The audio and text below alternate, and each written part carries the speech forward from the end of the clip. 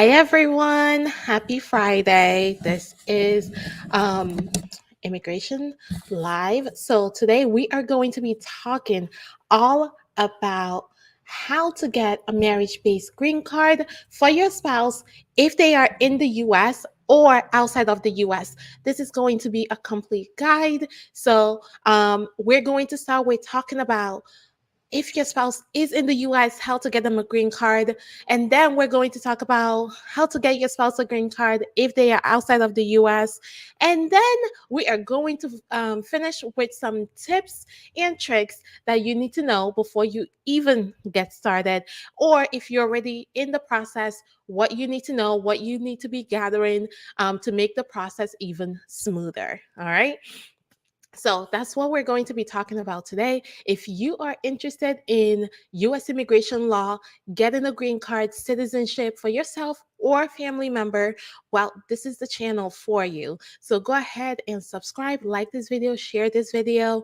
I really appreciate that. And then if you want to know if you qualify to bring your spouse to the US or to get your a spouse a green card that's already in the US, well, go ahead, schedule a strategy session with me so that we can look at your specific issues and see the best way to get your spouse their green card. All right. You can do that by going to my website, lilylegal.com, or by calling my office at 508-443-1788. So let's jump right in. I actually have an outline so that I can stay on topic. If you are joining me and you have questions as I'm going through this, please do ask me questions. If you are watching this on a replay and you have questions, go ahead, pop them in the comments. I do go back and respond to those questions. All right. So, first thing, we're going to be talking about getting a green card for your spouse if your spouse is in the US, right? Because there's different procedure if they're in the US versus out of the US. So, we're going to start with what is the procedure if your spouse is physically in the US? All right. If you've watched my past two videos, I talked about the fiancé visa process and also things to consider before you get engaged to someone that's not a US citizen or doesn't have legal status in the US. All right. So, if you want to know what to consider, go and watch those videos. This is going to tell you the nuts and bolts, right? So, first thing first, right? First thing first, if you are getting married to someone and they are physically in the US, the first question you need to ask yourself is, did this person enter the US with a visa? Right? That's one question. If they entered the US, their process is going to be smoother than if they didn't enter with a visa. So I will cover these two, the process for these two situations. So we're going to start with your spouse is physically in the US. They came in with a valid visa to the US. So this can be a visiting visa, so a B1, B2 visa, a F1 student visa, right? Those visas, you can go from a B1, B2 visa or an F1 student visa to a green card through a US citizen spouse, right? So, first step is determine where your spouse is in that process. And then, if they entered with a visa, your process is going to look like this, right? You will file an I 130, an I 485, and in most situations, you should be including an I 765. So, an I 130 is a petition for basically saying, this person is my relative, right? This person is my spouse. This is the evidence to show that this person is my spouse and we are in a marital relationship. That's what the I 130 does. The I 485 is the green card application. So, this is the application that says, I am eligible for a green card because I am the spouse of a US citizen. And hey, this is my I 130, right? And prove that I am married and in a marital relationship with this US citizen. So from there, the I-765 is application for employment authorization. Why do I say include that? Because if you include the application for a work permit with the initial application, even if you do it afterwards, I typically suggest doing it with the initial application just so the time is going. Most of the time, the work permit will be approved before the green card. And if the work permit is approved before the green card, that means your spouse, while they're waiting for that green card to be approved, can work legally in the US with a work permit. They can get a license in the US with a work permit. They can get a social security number, right? So you can basically start your life in the US once you have that work authorization and you're still waiting for the green card to be approved. So that is why I say not only are you filing an I-130, and please, please, please. So you're filing an I-130 and I-130A because this is a spouse petition. Okay. In a spouse petition, you are including, you must, not even may, you must include an I-130A application and an I-485. You can choose to include an I-765, the work permit. Remember, there's no additional fee for the work permit, so you might as well do it, right? You might as well just file it at the same time. So once you do that, you should also include some evidence. So most of the time, people will just fill out the form and send it in and think that's it. Well, it's not. Okay. You need evidence that you two are married. You two were free to get married. So if you've been married before, you need a divorce decree or a death certificate, right? You need to show that that previous marriage ended. This is for if your spouse is in the US or outside of the US, doesn't matter. That I-130, in order for it to be approved, the officer needs to look at it and say, yes, these people are free to get married. They are married to each other and they do have a marital relationship. If the officer is not able to determine that you were free to get married, they're going to send you a request for evidence, which is going to slow down your case. All right. So, proof that your previous marriage ended must accompany your application. Proof that you are legally married to the person must accompany your application. And then documentation showing that you two are building a life together should accompany your application, right? I say should because once there's an interview, you can bring additional evidence, or if the officer is trying to decide whether to schedule you for an interview or to waive the interview, they may send you a request for evidence for more documentation of your marital relationship. Okay, so this leads me to the next part. All right, most people, when they are applying, want their interview waived. Okay, you want your interview waived, you don't want to go through the stress of a USCIS interview. The best way to do this is to actually have a complete application. Okay, if you have a complete application, you have a better chance of having your interview waived. All right, so USCIS recently, like in the past couple of months, told us that when we are filing a petition for a green card for a spouse of a US citizen in the US, we should be including the medical exam with the application, right? That will give us the best chance of getting everything approved quickly if they choose to waive the interview. Cases that can get their interview waived are cases without criminal history, prior immigration issues.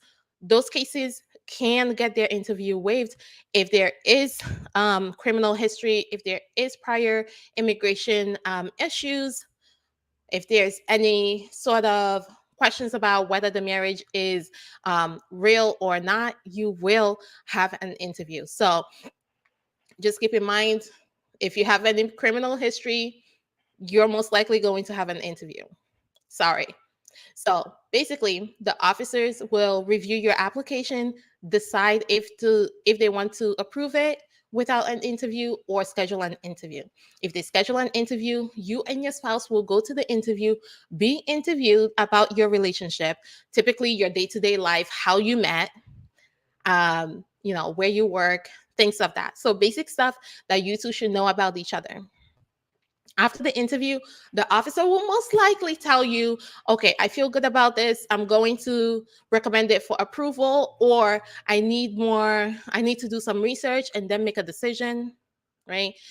Those are things that the officer would say. The officer cannot deny your application without giving you a chance to respond to any issues that they find in your case. So that's the really good part, right? Before an officer can deny your green card application or your I-130 application, they typically will give you a chance to explain or provide more documentation for the issues that they find in your case. So the interview may not be the final step. Even if the interview goes badly, you will have a chance to explain and present more documentation. So interview going badly is not going to be the end of it. You will still have a chance to explain yourself. All right. So once you finish your interview, the officer decides, I'm going to approve it. You should get your green card within a month of the interview. All right. Now, now, if you have been married for less than 2 years, right, before the green card was approved, so you got married in 2021. Actually, no. You got married in 2022. Your green card was approved in, let's say, May 2023. You are going to get a 2-year green card. Okay? If you got married in, let's say, 2019 and your green card was approved in 2023, you are going to get a 10-year green card, which means you don't have to do anything but wait to qualify for citizenship and apply for citizenship. If you get the 2-year, you need to apply to remove the condition, because the 2-year green card is a conditional green card. Okay? So you need to apply to remove the condition within 2 years of getting that card, before that 2 years is up. All right? So that's the marriage-based green card for people in the US that their spouse came in with a visa. Now, if your spouse did not come in with a visa, then they will need something called a provisional waiver, an I-601A. The I-601A only applies if the only thing they've ever done wrong, the only thing they need a waiver for, is the fact that they came in without authorization. If that's the situation, then you can apply for the I-601A after your I-130 is approved. So remember, for people that their spouse is in the US and came in with a visa, they're applying for an I-130 and the green card application, the I-485, at the same time. If your spouse did not come in with a visa and did not have permission to come into the US with a parole, then your option here is to apply for a provisional waiver and wait for that waiver to be approved. And then your spouse must leave the US for their interview at the embassy. They will do their medical exam at the embassy, at their home country, have their interview at the embassy. Once they are approved and they have their visa in their passport, then they can come back into the US. And the second they enter the US, they will be green card holders. Okay? So it is an additional step.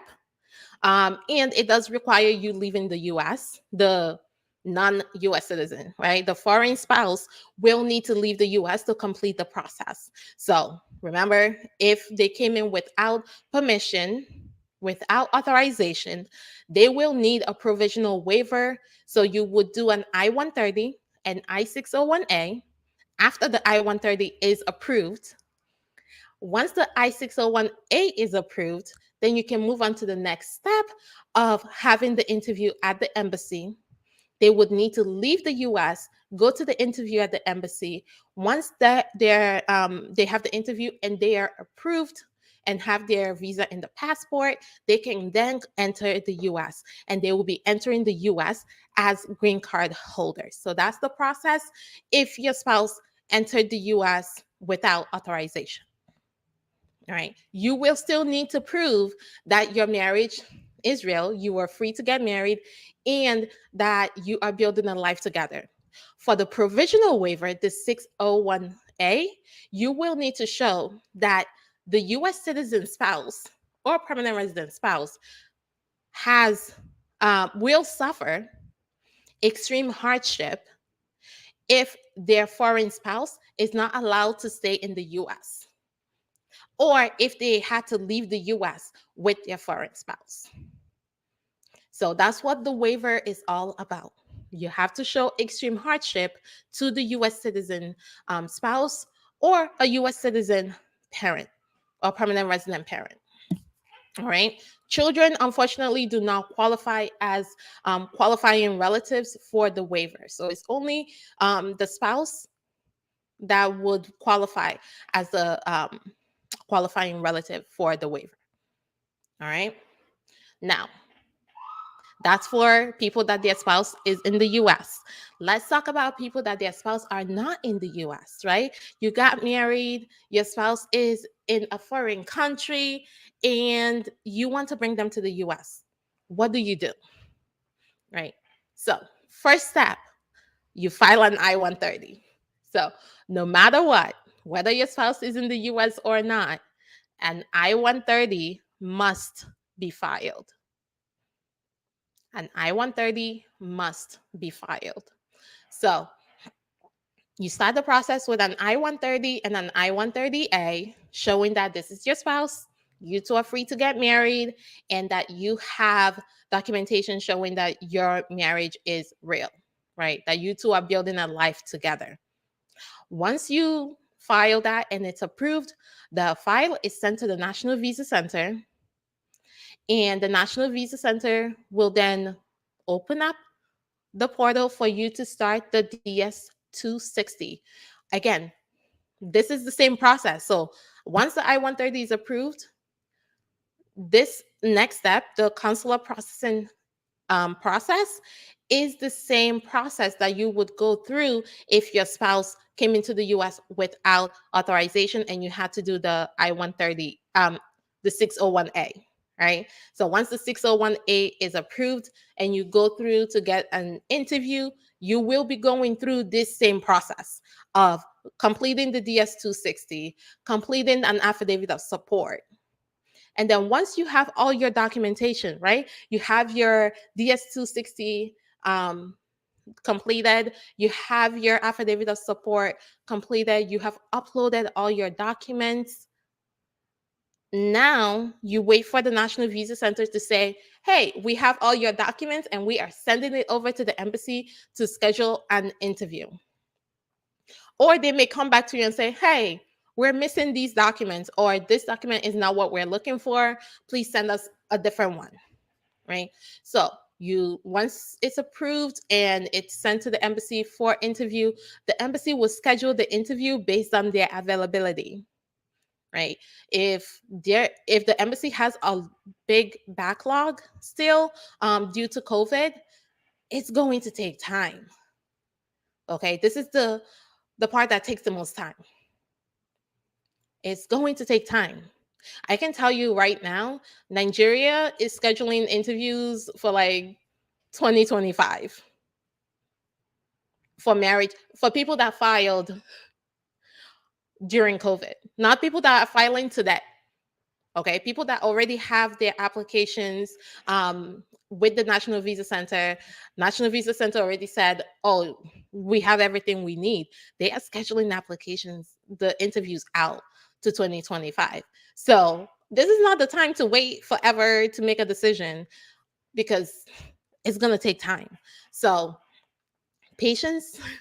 Okay, you need to have some patience here. All right. If you do have an emergency situation, an extreme medical situation that you can apply for an expedite request, you can do that. But again, it has to be an extreme situation that makes your case so different from everyone else's that you can bypass the people that have been waiting. That's basically what they're looking for an expedite. All right. So you wait for the interview. Spouse goes to the interview and gets the visa. They can enter the U.S. and now they come into the U.S. They have a green card. So that's the process. Oh, I got it down in 20 minutes. Look at that. So that is the process for when your spouse is not in the US.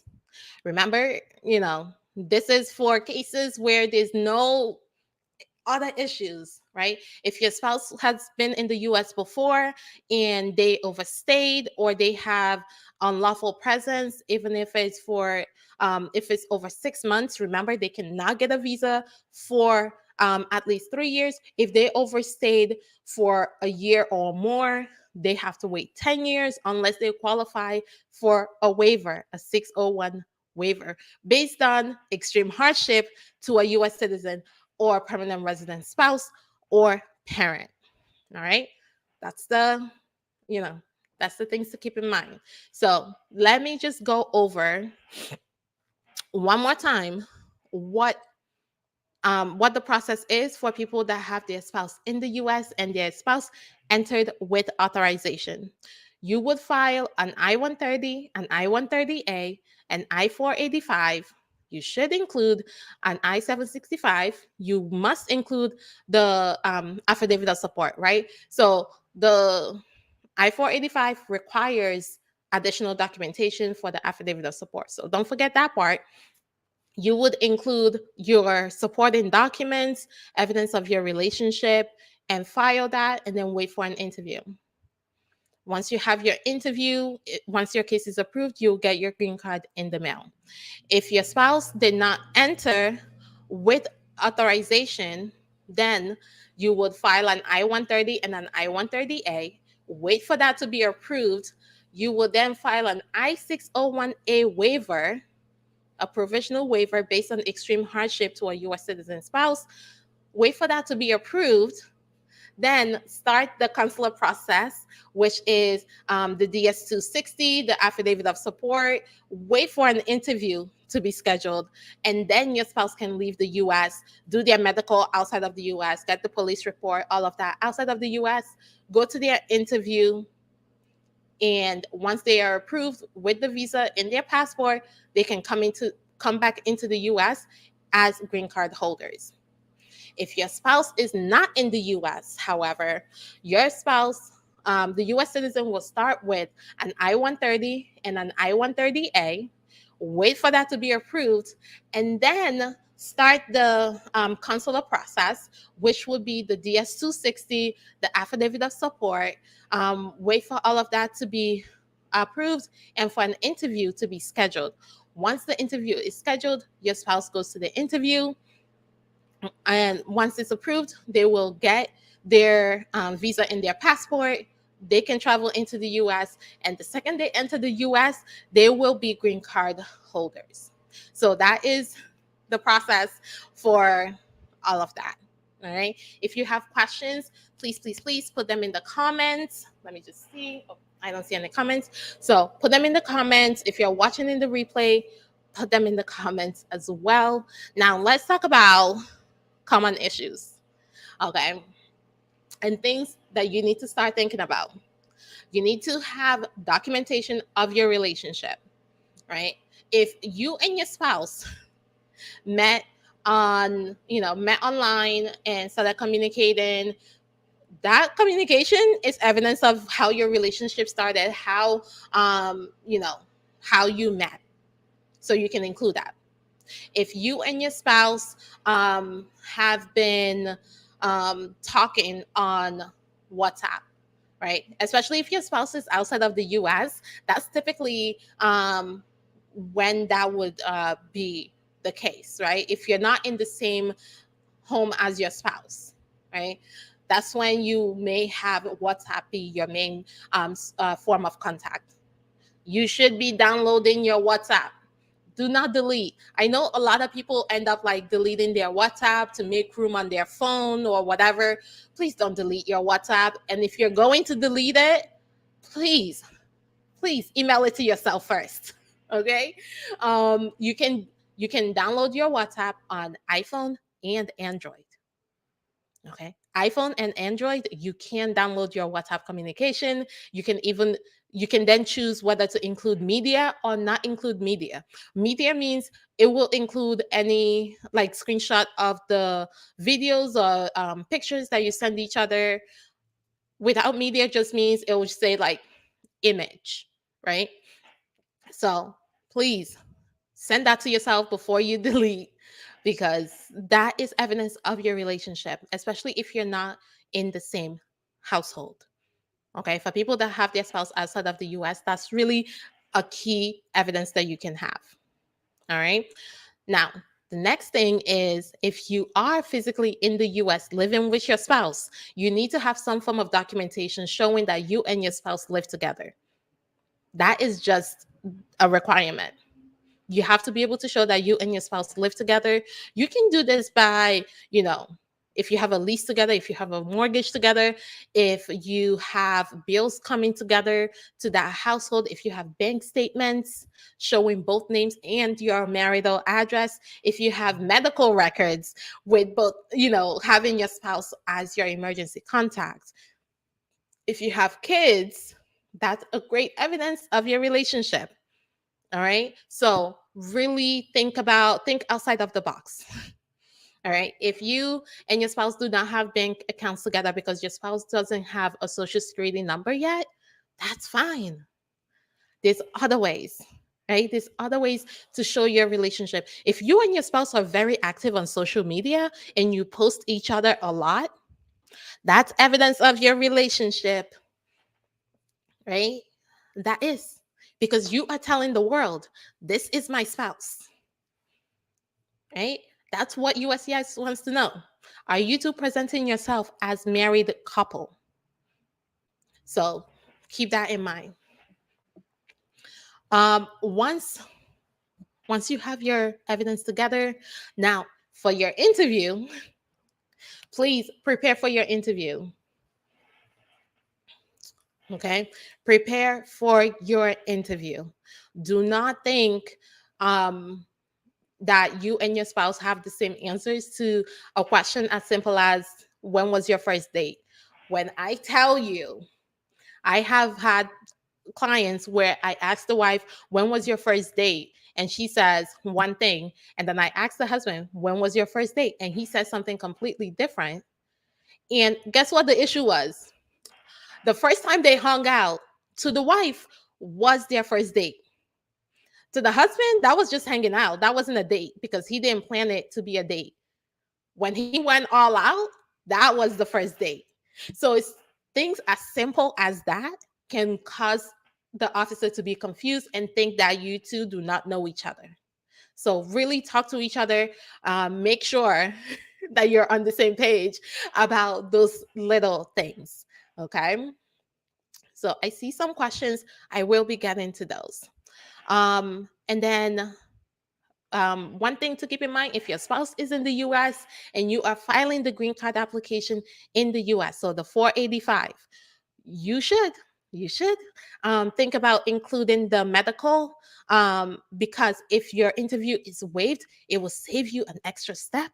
So if the officer plans on waiving your interview and they have all the documents, all your evidence in their in your file, and they're like, oh, I can approve this case. If they also see your medical exam in there, they're just going to go ahead and approve it. But if the medical exam is not in there, they have to send you out a request for evidence asking for the medical exam. You have to send that in, and then they can approve it. So to save that extra step, you can also include that with your initial filing. You should be including as much evidence as you possibly can with your initial filing. One thing I will tell you is if the officer is trying to decide between approving your case or scheduling it for an interview, again, this is only for people applying for a green card in the US, right? Not people that have to go to the embassy for an interview. So if the officer is trying to decide whether to approve your case or schedule it for an interview, what they may do is ask you for more documentation of your relationship, especially if you only put in your marriage certificate, or you only put, you've only been married for a month when you filed. They're like, okay, it's been like 6 months or even a year. Let's ask them for more, because now they should have more. When you send that in, and they most likely will also request for your medical. When you send that in and you have more documentation for them to see, they are more likely to approve your case without an interview. But if you don't have anything to send to them, they are most likely going to schedule an interview. Just saying. Just saying. All right, let's get to these comments. So, first question, can I change interview consulate/embassy from primary physical location? It depends. So, can you change your consulate? It depends. If you are trying to change it to a different country, you need to show that you have legal status in that country, right? So, if you just go into another country, no. But if you have like legal residency, if you have a visa, like a student visa or something like that, in that other country, you are able to then ask for your case to be moved to the new country. If it's like moving it from one consulate to another in the same country, um, you can. But again, it is going to be based on where you physically live, right? It's not just, they don't just move it based on you want a different embassy, right? Each embassy has their jurisdiction in the country. So if you live within that jurisdiction, your interview is going to be automatically scheduled at that embassy. And also, something else to keep in mind, even for countries that have multiple embassies, some embassies do not handle all types of visas, right? If you are doing a marriage-based visa outside of the US, not every single embassy in your country is going to handle those interviews. So even if you want to move it to another embassy, if that embassy does not handle marriage-based interviews, you will still be scheduled at the embassy that has that schedules those. Okay, so just keep that in mind. All right. I filed for a fiance visa 8 months ago. How do you think it's gonna take for? How long do you think it's gonna take for approval? I can tell you right now, those are taking at least a year. Um, from my experience. Okay, so 8 months isn't, it's a long time, but those are taking at least a year. That's what we're seeing right now. Hopefully, it gets shorter because the marriage base is also taking about a year. So the benefit of filing the fiance is kind of dwindling when the processing time is basically the same. So just know that's why that's like that. Okay. Can I? All right. So this person is asking, can I have two cases at the same time, asylum and marriage? Yes. Short answer is yes. So I have done this for several of my clients that have asylum pending, where I'm sure yours has been pending for years now. You have started building a life in the US, you are married, and you are moving on with your life, but your asylum interview hasn't been scheduled yet. So, yes, as long as you enter the US with a visa, yes, you can move forward with the marriage-based green card. As long as you enter the US with a valid visa. That's the short answer. Well, that's the longer answer. The short answer is yes. Um, Again, if you're joining me and you have any other questions, please feel free to ask. If you're watching on the replay and you have questions, please do ask. I am here to help. I am here to answer your questions. And if you found this video helpful so far, please do hit the like this video, share this video. And if you are not subscribed to my page yet, please do subscribe so that you do not miss any time I go live. I do go live every single Friday at 12 p.m. Eastern Standard time. And then if you would like a personal strategy session where we go over your situation and decide the best options for you, go ahead and reach out. You can do that by going to my website, lilylegal.com, and scheduling an appointment right on the website. Or you can call my office and we can schedule that strategy session for you. That is all I have for you today. Again, if you have questions, do ask. I am happy to respond to all of them. And I do not see any other questions. So I think everyone that's on live right now, I have answered your question, or you do not have questions. So I am glad. Um, like I said, I am on every Friday at 12 p.m. Eastern Standard Time. So please do join me and ask me your questions. All right. Thank you so much for taking the time and watching this video. I truly appreciate you all. And I will see you next week for more immigration chat. Bye for now.